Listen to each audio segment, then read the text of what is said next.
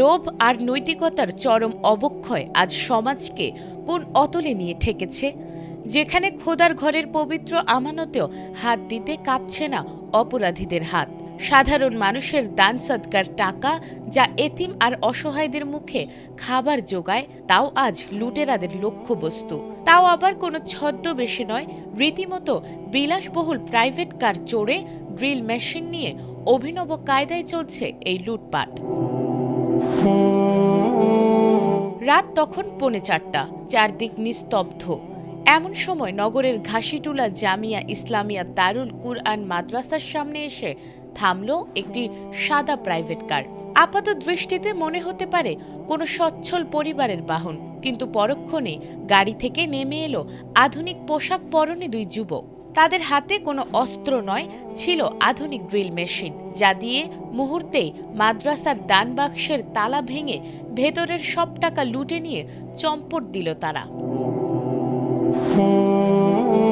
সামাজিক যোগাযোগ মাধ্যমে ভাইরাল হওয়া এই সিসিটিভি ফুটেজ দেখে শিউরে উঠছেন সাধারণ মানুষ। চুরির সময় পাশ দিয়ে মোটরসাইকেল চলে গেলেও বিন্দুমাত্র ভয় ছিল না এই চক্রের।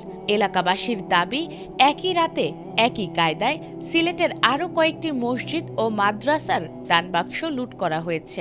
সম্প্রতি মহানগর বিএনপি সভাপতির গাড়িসহ 70 লাখ টাকা লুটের পর এবার মাদ্রাসার টাকা লুটের এই ঘটনা জনমনে তীব্র ক্ষোভ আর উদ্বেগের জন্ম দিয়েছে।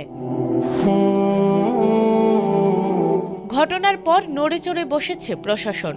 কোতোয়ালি থানার ওসি জানিয়েছেন, সিসিটিভি ফুটেজ দেখে ইতোমধ্যে তদন্তে নেমেছে পুলিশের 2টি বিশেষ দল। এছাড়াও অপরাধীদের দ্রুত আইনের আওতায় আনার আশ্বাস দিয়েছেন তিনি। তবে আইনগত ব্যবস্থার পাশাপাশি সমাজের এই চরম মানবিক ও নৈতিক অবক্ষয় রুখতে এখনই আত্মশুদ্ধি ও সামাজিক প্রতিরোধের তাগিদ দিচ্ছেন বিশিষ্টজনেরা।